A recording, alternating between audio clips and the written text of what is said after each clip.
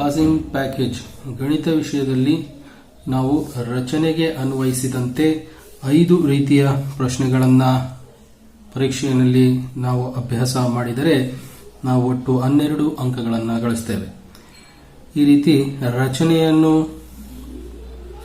ಹೊಂದಿರುವಂತಹ ಘಟಕಗಳನ್ನು ಗಮನಿಸುವುದಾದರೆ, ರಚನೆಗೆ ಸಂಬಂಧಿಸಿದ ಘಟಕಗಳನ್ನು ಗಮನಿಸುವುದಾದರೆ ಘಟಕ 6, ಘಟಕ 3 ಹಾಗೂ ಘಟಕ 13.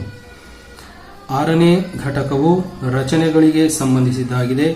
3ನೇ ಘಟಕವು 2 ಚರಾಕ್ಷರಗಳ ರೇಖಾತ್ಮಕ ಸಮೀಕರಣಗಳ ಜೋಡಿಗೆ ಸಂಬಂಧಿಸಿದ ಘಟಕವಾಗಿದೆ. 13 ಸಂಖ್ಯಾಶಾಸ್ತ್ರ.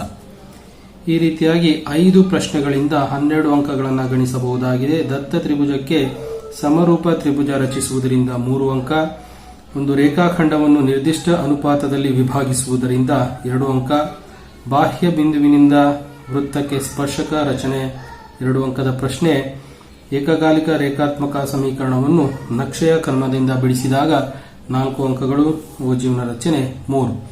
ಈ ರೀತಿ ಕೇವಲ ರಚನೆಗೆ ಸಂಬಂಧಿಸಿದಂತಹ 5 ರೀತಿಯ ಪ್ರಶ್ನೆಗಳನ್ನು ಅಭ್ಯಾಸ ಮಾಡಿದರೆ 12 ಅಂಕಗಳು ದೊರೆಯುತ್ತದೆ.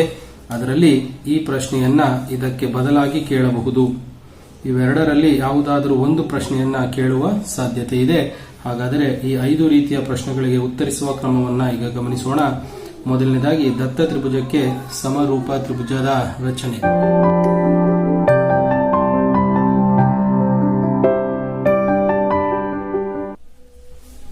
ಪಾಸಿಂಗ್ ಪ್ಯಾಕೇಜ್ಗೆ ಅನ್ವಯಿಸಿದಂತಹ ರಚನೆಗೆ ಸಂಬಂಧಿಸಿದ 5 ಪ್ರಶ್ನೆಗಳಲ್ಲಿ ಮೊದಲನೆಯ ಪ್ರಶ್ನೆ ದತ್ತ ತ್ರಿಭುಜಕ್ಕೆ ಸಮರೂಪ ತ್ರಿಭುಜದ ರಚನೆ. 5 ಸೆಂಟಿಮೀಟರ್, 6 ಸೆಂಟಿಮೀಟರ್ ಮತ್ತು 7 ಸೆಂಟಿಮೀಟರ್ ಬಾಹುಗಳಿರುವಂತೆ ತ್ರಿಭುಜವನ್ನು ರಚಿಸಿ ನಂತರ ಅನುರೂಪ ಬಾಹುಗಳು 5/3 ಇರುವಂತೆ ದತ್ತ ತ್ರಿಭುಜಕ್ಕೆ ಸಮರೂಪ ತ್ರಿಭುಜವನ್ನು ರಚಿಸುವುದು. ನಿರ್ದಿಷ್ಟ ಅಳತೆಯ ತ್ರಿಭುಜವನ್ನು ರಚಿಸಿದ ನಂತರ ಈ ತ್ರಿಭುಜವು ದತ್ತ ತ್ರಿಭುಜವಾಗುತ್ತದೆ.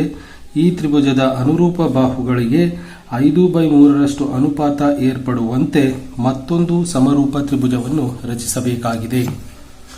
ಮೊದಲನೇದಾಗಿ ದತ್ತ ತ್ರಿಭುಜ ರಚನೆಯನ್ನು ಮಾಡಿಕೊಳ್ಳೋಣ. ಇದಕ್ಕಾಗಿ ನಿರ್ದಿಷ್ಟ ಅಳತೆಯ ಒಂದು ರೇಖಾಖಂಡವನ್ನು ಎಳೆದುಕೊಂಡು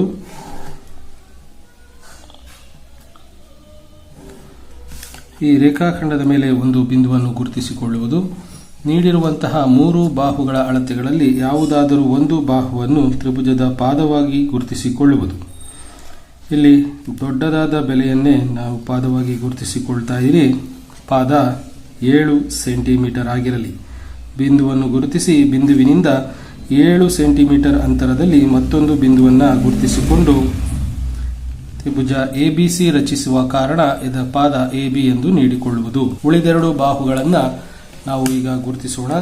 ಇದಕ್ಕಾಗಿ ಕೈವಾರದ ಸಹಾಯದಿಂದ ಸ್ಕೇಲ್ನಲ್ಲಿ 5 ಸೆಂಟಿಮೀಟರ್ ಅಳತೆಯನ್ನು ತೆಗೆದುಕೊಂಡು ಎ ಅನ್ನು ಕೇಂದ್ರವಾಗಿಸಿಕೊಂಡು ಒಂದು ಕಂಸವನ್ನು ರಚಿಸುವುದು. ಮತ್ತೊಂದು ಬಾಹುವಿನ ಅಳತೆ 6 ಸೆಂಟಿಮೀಟರ್ ಆಗಿರುವ ಕಾರಣ ಕೈವಾರದ ಸಹಾಯದಿಂದ ಸ್ಕೇಲ್ನಲ್ಲಿ 6 ಸೆಂಟಿಮೀಟರ್ ಅಳತೆ ತೆಗೆದುಕೊಂಡು ಬಿ ಅನ್ನು ಕೇಂದ್ರವಾಗಿಸಿಕೊಂಡು ಈಗಾಗಲೇ ರಚಿಸಿರುವ ಕಂಸವನ್ನು ಕತ್ತರಿಸುವುದು. ಈ 2 ಕಂಸಗಳು ಸಂಧಿಸಿರುವಂತಹ ಬಿಂದುವನ್ನು ಸಿ ಎಂದು ಹೆಸರಿಸಿಕೊಂಡು ಎ ಮತ್ತು ಸಿ ಅನ್ನು ಸೇರಿಸುವ ಮೂಲಕ ಒಂದು ತ್ರಿಭುಜದ ಬಾಹು, ಬಿ ಮತ್ತು ಸಿ ಅನ್ನು ಸೇರಿಸುವ ಮೂಲಕ ಮತ್ತೊಂದು ಬಾಹುವನ್ನು ಗುರುತಿಸಿಕೊಂಡು ಅವುಗಳ ಬೆಲೆ ಅನ್ನು ಹೆಸರಿಸುವುದು. ಈ ರೀತಿಯಾಗಿ ನೀಡಿದಂತಹ ಅಳತೆಯ ದತ್ತ ತ್ರಿಭುಜ ರಚನೆಯನ್ನು ಮಾಡಿರುತ್ತೀರಿ. ಈಗ ಇದಕ್ಕೆ ಅನುರೂಪ ಬಾಹುಗಳ ಅನುಪಾತ 5/3 ಏರ್ಪಡುವಂತೆ ಸಮರೂಪ ತ್ರಿಭುಜವನ್ನು ರಚಿಸಲು ಮತ್ತೊಂದು ಎಬಿ ರೇಖಾಖಂಡಕ್ಕೆ ಲಘು ಕೋನ ಏರ್ಪಡುವಂತೆ ಒಂದು ರೇಖೆಯನ್ನು ಎಳೆದುಕೊಳ್ಳುವುದು. ಈ ರೀತಿಯಾಗಿ ಒಂದು ರೇಖೆಯನ್ನು ಲಘು ಕೋನ ಏರ್ಪಡುವಂತೆ ಎಬಿಯೊಂದಿಗೆ ಎಳೆದುಕೊಳ್ಳುವುದು. ನೀಡಿರುವಂತಹ ಅನುರೂಪ ಬಾಹುಗಳ ಅನುಪಾತ 5/3. ಈ 2 ಬೆಲೆಗಳಲ್ಲಿ ಅಂಶ ಮತ್ತು ಛೇದಗಳನ್ನು ಗಮನಿಸಿದಾಗ ಅಂಶದ ಭಾಗ ದೊಡ್ಡದಾಗಿದೆ, ಛೇದದ ಭಾಗ ಚಿಕ್ಕದಾಗಿದೆ. ಹೀಗಿದ್ದ ಸನ್ನಿವೇಶದಲ್ಲಿ ಛೇದವು ಚಿಕ್ಕದಿದ್ದ ಸನ್ನಿವೇಶದಲ್ಲಿ ದತ್ತ ತ್ರಿಭುಜವು ಚಿಕ್ಕದಾಗಿರುತ್ತದೆ, ಸಮರೂಪ ತ್ರಿಭುಜವು ದೊಡ್ಡದಾಗಿರುತ್ತದೆ. ಮೊದಲನೇದಾಗಿ ನಾವು ಮಾಡಬೇಕಾಗಿರುವಂತಹ ಕೆಲಸ, ದೊಡ್ಡದಾದಂತಹ ಸಂಖ್ಯೆ ಎಷ್ಟಿದೆಯೋ ಅಷ್ಟು ಭಾಗಗಳನ್ನು ಈ ರೇಖಾಖಂಡದಲ್ಲಿ ಮಾಡಬೇಕಾಗಿದೆ. ಈ ರೇಖಾಖಂಡವನ್ನು 5 ಭಾಗಗಳನ್ನಾಗಿ ಮಾಡುವುದು. ಇದಕ್ಕಾಗಿ ನಿರ್ದಿಷ್ಟ ತ್ರಿಜ್ಯದ ಸಹಾಯದಿಂದ ಒಂದು ಸ್ವಲ್ಪ ಪ್ರಮಾಣದ ತ್ರಿಜ್ಯವನ್ನು ತೆಗೆದುಕೊಂಡು ಇದೇ ಅಳತೆಯ 5 ಭಾಗಗಳನ್ನು ಮಾಡುವುದು. 2, 3, 4 ನಂತರ 5. ಈ ರೀತಿಯಾಗಿ 5 ಭಾಗಗಳನ್ನು ಮಾಡಿಕೊಂಡ ನಂತರ ಇವುಗಳಿಗೆ ಹೆಸರಿಸುವುದು. ಪ್ರಾರಂಭಿಕ ಬಿಂದು ಎ ಆಗಿರುವ ಕಾರಣ ಮುಂದುವರಿದು ಇದನ್ನು ನಾನು A1, A2, A3, A4 ಹಾಗೂ A5 ಎಂದು ಹೆಸರಿಸಿಕೊಳ್ಳುತ್ತೇನೆ. ಇದರ ಮುಂದಿನ ಭಾಗದಲ್ಲಿ ಮಾಡಬೇಕಾದಂತಹ ಕೆಲಸವೇನೆಂದರೆ ಛೇದದ ಭಾಗ ಎಷ್ಟಿರುತ್ತದೆಯೋ ಆ ಬಿಂದುವನ್ನು ಗುರುತಿಸಿಕೊಳ್ಳುವುದು. ಛೇದದ ಭಾಗ 3 ಆಗಿರುವ ಕಾರಣ 1, 2, 3 ಈ ಬಿಂದುವನ್ನು ಗುರುತಿಸಿಕೊಳ್ಳುವುದು.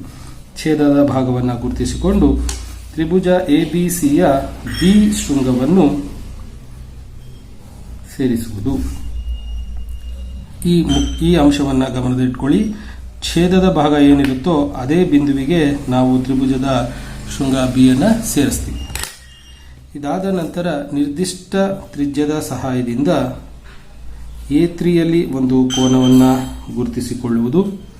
ಇಷ್ಟೇ ಅಳತೆಯ ಸಹಾಯದಿಂದ A5ರಲ್ಲಿಯೂ ಸಹ ನೀವು ಒಂದು ಕೋನವನ್ನು ಗುರುತಿಸಿಕೊಳ್ಳುವುದು.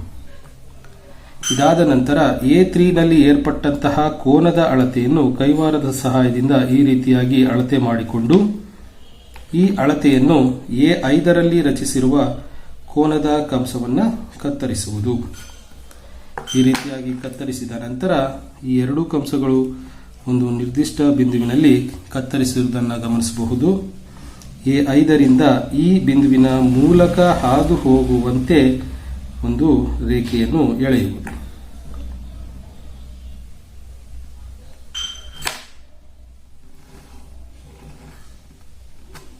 ಈ ರೀತಿಯಾಗಿ ಒಂದು ರೇಖೆಯನ್ನು ಎಳೆದುಕೊಂಡಿದ್ದೇವೆ. ಇದನ್ನು ಮುಂದುವರಿದು ವೃದ್ಧಿಸುವುದು.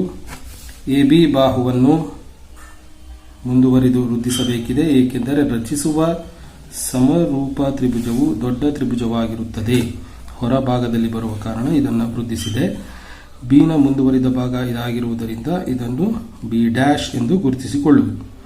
ಈ ರೀತಿಯಾಗಿ ರಚಿಸಿದಂತಹ ಈ 2 ರೇಖೆಗಳು ಸಮಾನಾಂತರವಾಗಿರುವುದನ್ನು ನೀವು ಗಮನಿಸಬಹುದಾಗಿದೆ. ಈ 2 ರೇಖೆಗಳು ಸಮಾನಾಂತರವಾಗಿ ಇರುತ್ತದೆ. ಕಾರಣ ಇಲ್ಲಿ ತೆಗೆದುಕೊಂಡಂತಹ ಈ 2 ಕೋನಗಳು ಸಮನಾಗಿವೆ. ಇದೇ ರೀತಿಯಾಗಿ ಮುಂದುವರಿದು ಬಿಯನ್ನು ಕೇಂದ್ರವಾಗಿಸಿಕೊಂಡು ನಿರ್ದಿಷ್ಟ ಅಳತೆಯಿಂದ ಒಂದು ಕೋನವನ್ನು ಗುರುತಿಸಿಕೊಳ್ಳುವುದು. ಅಷ್ಟೇ ಅಳತೆಯಿಂದ B' ಸಹ ಕೋನವನ್ನು ಗುರುತಿಸಿಕೊಳ್ಳುವುದು. ದಾದ ನಂತರ ಕೈವಾರದ ಸಹಾಯದಿಂದ ಬಿನಲ್ಲಿ ಏರ್ಪಟ್ಟಂತಹ ಕೋನದ ಅಳತೆಯನ್ನು ಈ ರೀತಿಯಾಗಿ ಗುರುತಿಸಿಕೊಂಡು ಅಷ್ಟೇ ಅಳತೆಯ ಕೋನವನ್ನು B' ಏರ್ಪಟ್ಟಿರುವಂತಹ ಕೋನದಿಂದ ಕತ್ತರಿಸುವುದು. ಈ ರೀತಿ ಕತ್ತರಿಸಿದಂತಹ 2 ಕಂಸಗಳನ್ನು ಗುರುತಿಸಿದ ಮೇಲೆ ಆ ಬಿಂದುವಿನ ಮೂಲಕ ಹಾದು ಹೋಗುವಂತೆ B' ಒಂದು ಗೆರೆಯನ್ನು ಎಳೆಯುವುದು.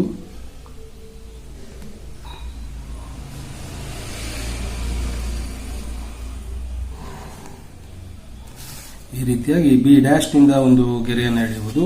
AC ರೇಖೆಯನ್ನು ವೃದ್ಧಿಸಿದಾಗ ಇದು ಈ ರೇಖೆಯನ್ನು ಒಂದು ಬಿಂದುವಿನಲ್ಲಿ ಸಂಧಿಸುತ್ತದೆ. ಇದು C ನ ಮುಂದುವರಿದ ಭಾಗ C' ಎಂದು ಗುರುತಿಸಿಕೊಳ್ಳುವುದು. ಈ ರೀತಿಯಾಗಿ ರಚಿಸಿದಂತಹ ಈ 2 ರೇಖೆಗಳು ಸಹ ಪರಸ್ಪರ ಸಮಾನಾಂತರವಾಗಿರುವುದನ್ನು ಇಲ್ಲಿ ನೀವು ಗಮನಿಸಬಹುದು. ಇಲ್ಲಿ ನೀಡಿರುವಂತಹ ತ್ರಿಭುಜ ABC ದತ್ತ ತ್ರಿಭುಜವಾಗಿದೆ. ಇದಕ್ಕೆ ಸಮರೂಪವಾದಂತಹ ಮತ್ತೊಂದು ತ್ರಿಭುಜ ರಚಿಸಿರುತ್ತೀರಿ, AB'C'. ಈ ರೀತಿಯಾಗಿ ರಚಿಸಿದಂತಹ ತ್ರಿಭುಜಗಳ ಅನುರೂಪ ಬಾಹುಗಳ ಅನುಪಾತಗಳು 5/3 ನೀವು ಇಲ್ಲಿ ಗಮನಿಸಬಹುದಾಗಿದೆ. ಪಾಸಿಂಗ್ ಪ್ಯಾಕೇಜ್ನಲ್ಲಿ ರಚನೆಗೆ ಅನ್ವಯಿಸಿದಂತಹ ಮೊದಲನೆಯ ಪ್ರಶ್ನೆ ದತ್ತ ತ್ರಿಭುಜಕ್ಕೆ ಸಮರೂಪ ತ್ರಿಭುಜದ ರಚನೆ. ಈ ಹಿಂದೆ ನಾವು ರಚಿಸಿದಂತಹ ಅಳತೆಗಳನ್ನೇ ತೆಗೆದುಕೊಂಡು ಮತ್ತೊಮ್ಮೆ ದತ್ತ ತ್ರಿಭುಜವನ್ನು ರಚಿಸಿ ಅನುರೂಪ ಬಾಹುಗಳ ಅನುಪಾತ ಈ ಬಾರಿ 3/5 ತೆಗೆದುಕೊಂಡಿದ್ದೇವೆ. ಕಳೆದ ಲೆಕ್ಕದಲ್ಲಿ ಅನುಪಾತ 5/3 ಇದನ್ನು ನಾವು ಉಲ್ಟಾ ಮಾಡಿದ್ದೇವೆ. ಅಂದರೆ 3/5 ದತ್ತ ತ್ರಿಭುಜಕ್ಕೆ ಮತ್ತೊಂದು ಸಮರೂಪ ತ್ರಿಭುಜವನ್ನು ರಚಿಸುವುದು. ಈ ಬಾರಿ ನಾವು ತೆಗೆದುಕೊಂಡಿರುವಂತಹ ಅನುಪಾತವನ್ನು ಗಮನಿಸಿದರೆ ಅಂಶದ ಭಾಗ ಚಿಕ್ಕದು, ಛೇದದ ಭಾಗ ದೊಡ್ಡದಾಗಿದೆ. ಹೀಗಿದ್ದಂತಹ ಸನ್ನಿವೇಶದಲ್ಲಿ ಅಂಶವು ಚಿಕ್ಕ ಬೆಲೆಯನ್ನು ಹೊಂದಿರುವ ಕಾರಣ ದತ್ತ ತ್ರಿಭುಜವು ದೊಡ್ಡದಾಗಿರುತ್ತದೆ, ಸಮರೂಪ ತ್ರಿಭುಜವು ಚಿಕ್ಕ ಗಾತ್ರದಲ್ಲಿ ಇರುತ್ತದೆ.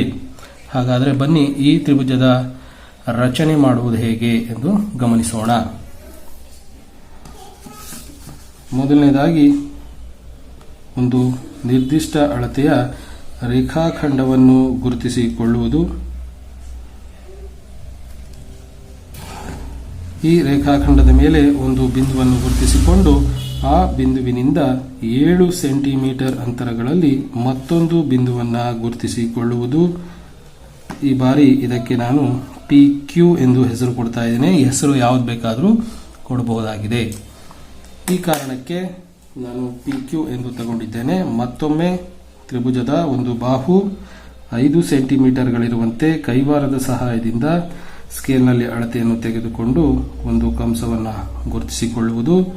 ಹಾಗೆ ಮತ್ತೊಂದು ಬಾಹುವಿನ ಅಳತೆ 6 ಸೆಂಟಿಮೀಟರ್ಗಳಿದ್ದು ಕೈವಾರದಲ್ಲಿ 6 ಸೆಂಟಿಮೀಟರ್ ಅಳತೆಯನ್ನು ಗುರುತಿಸಿಕೊಂಡು Q ಕೇಂದ್ರವಾಗಿಸಿಕೊಂಡು ಈ ಮೊದಲೇ ರಚಿಸಿರುವಂತಹ ತ್ರಿಭುಜವನ್ನು ಕಂಸವನ್ನು ಕತ್ತರಿಸುವುದು. PQR ಎಂದು ಹೆಸರಿಸಿಕೊಳ್ಳುವುದು. PR ಸೇರಿಸುವ ಮೂಲಕ 5 ಸೆಂಟಿಮೀಟರ್ ಉದ್ದದ ಬಾಹುವಿನ ಅಳತೆಯ ಒಂದು ಬಾಹು, ಹಾಗೆಯೇ QR ಸೇರಿಸುವ ಮೂಲಕ 6 ಸೆಂಟಿಮೀಟರ್ ಉದ್ದದ ಒಂದು ಬಾಹು ನಮಗೆ ಸಿಗುತ್ತದೆ. ಇದು ದತ್ತ ಅಳತೆಯ ತ್ರಿಭುಜವಾಗಿರುತ್ತದೆ. ಇದಕ್ಕೆ ಸಮರೂಪವಾದ ಮತ್ತೊಂದು ತ್ರಿಭುಜವನ್ನು ರಚಿಸಲು PQ ನೊಂದಿಗೆ ಲಘು ಕೋನ ಏರ್ಪಡುವಂತೆ ಮತ್ತೊಂದು ಬಾಹುವನ್ನು ಗುರುತಿಸಿಕೊಳ್ಳುವುದು. ಈ ಬಾಹುವು PQ ನೊಂದಿಗೆ ಲಘು ಕೋನವನ್ನು ಉಂಟು ಮಾಡುತ್ತಿದೆ.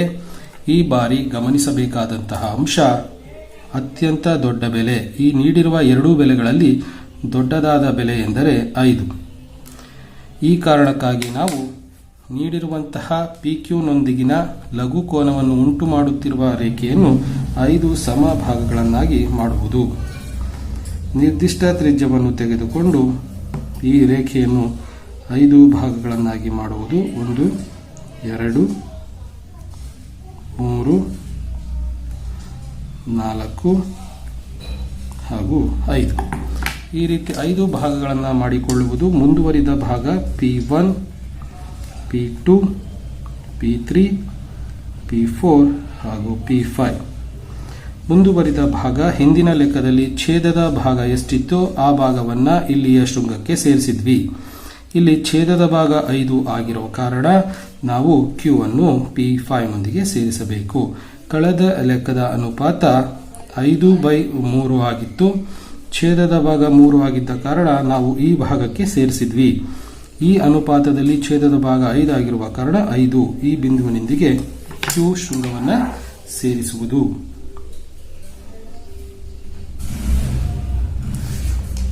ಇದು ನೀವು ಗಮನಿಸಬೇಕಾದಂತಹ ಅಂಶ. ಇಲ್ಲಿ ಛೇದವು ದೊಡ್ಡದೂ ಸಹ ಆಗಿದೆ ಹಾಗೂ ಛೇದದ ಭಾಗವೂ ಆಗಿರುವುದರಿಂದ ಎರಡೂ ಬಿಂದುಗಳು ನಮಗೆ, ಎರಡೂ ಅಂಶಗಳು ನಮಗೆ ಇಲ್ಲಿಯೇ ಸಿಗುತ್ತೆ. ಮುಂದುವರಿದು P5ರಲ್ಲಿ ನಿರ್ದಿಷ್ಟ ಅಳತೆಯನ್ನು ತೆಗೆದುಕೊಂಡು ಒಂದು ಕೋನವನ್ನು ರಚಿಸಿಕೊಳ್ಳುವುದು. ಇದಾದ ನಂತರ ನಾವು ಇದೇ ರೀತಿಯ ಮತ್ತೊಂದು ಕೋನವನ್ನು ರಚಿಸಬೇಕು. ಎಲ್ಲಿ ರಚಿಸಬೇಕೆಂದರೆ ಅಂಶದ ಭಾಗವನ್ನು ಗಮನಿಸಿ 3. ಸೊ ಹಾಗಾಗಿ P3ರಲ್ಲಿ ನಾವು ಇದೇ ರೀತಿಯ ತ್ರಿಜ್ಯದ ಸಹಾಯದಿಂದ ಇಷ್ಟೇ ತ್ರಿಜ್ಯವನ್ನು ತೆಗೆದುಕೊಂಡು P3ನಲ್ಲಿಯೂ ಸಹ ನಾವು ಕೋನವನ್ನು ಗುರುತಿಸಿಕೊಳ್ಳುವುದು. ಇದಾದ ನಂತರ P5ರಲ್ಲಿ ಏರ್ಪಟ್ಟಿರುವಂತಹ ಕೋನದ ಅಳತೆಯನ್ನು ಕೈವಾರದ ಸಹಾಯದಿಂದ ಗುರುತಿಸಿಕೊಂಡು P3ರಲ್ಲಿ ಗುರುತಿಸಿರುವಂತಹ ಕಂಸವನ್ನು ಕತ್ತರಿಸುವುದು. ಈ ರೀತಿಯಾಗಿ ಕತ್ತರಿಸುವುದು. ಈ ಎರಡೂ ಕಂಸಗಳು ಒಂದು ನಿರ್ದಿಷ್ಟ ಬಿಂದುವಿನಲ್ಲಿ ಸಂಧಿಸಿದೆ. ಈ ಬಿಂದುವಿನ ಮೂಲಕ ಹಾದು ಹೋಗುವಂತೆ P3 ರಿಂದ ಒಂದು ರೇಖೆಯನ್ನು ಎಳೆಯುವುದು. P3 ರಿಂದ ಈ ಎರಡೂ ಬಿಂದುಗಳ ಮೂಲಕ ಹಾದು ಹೋಗುವಂತೆ ಒಂದು ರೇಖೆಯನ್ನು ಎಳೆಯುವುದು. ನಂತರ ಕ್ಯೂನಲ್ಲಿಯೂ ಸಹ ನಿರ್ದಿಷ್ಟ ತ್ರಿಜ್ಯವನ್ನು ತೆಗೆದುಕೊಂಡು ಒಂದು ಕೋನವನ್ನು ಗುರುತಿಸಿಕೊಳ್ಳುವುದು. ಇಷ್ಟೇ ತ್ರಿಜ್ಯದಿಂದ P' ನಲ್ಲಿಯೂ ಸಹ ಒಂದು ಕೋನವನ್ನು ಗುರುತಿಸಿಕೊಳ್ಳುವುದು. ನಂತರ ಕ್ಯೂನಲ್ಲಿ ಏರ್ಪಟ್ಟಿರುವ ಕೋನದ ಅಳತೆಯನ್ನು ಕೈವಾರದಲ್ಲಿ ಈ ರೀತಿಯಾಗಿ ಗುರುತಿಸಿಕೊಂಡು ಇಷ್ಟೇ ಕೋನವನ್ನು ನಾವು P' ನಲ್ಲಿ ಗುರುತಿಸಿದ ಕಂಸಕ್ಕೆ ಕತ್ತರಿಸುವುದು. ಈ ರೀತಿಯಾಗಿ ಕತ್ತರಿಸಿದಂತಹ ಎರಡು ಕಂಸಗಳು ಒಂದು ನಿರ್ದಿಷ್ಟ ಬಿಂದುವಿನಲ್ಲಿ ಸಂಧಿಸುತ್ತೆ. ಈ ಬಿಂದುವಿನ ಮೂಲಕ ಹಾದು ಹೋಗುವಂತೆ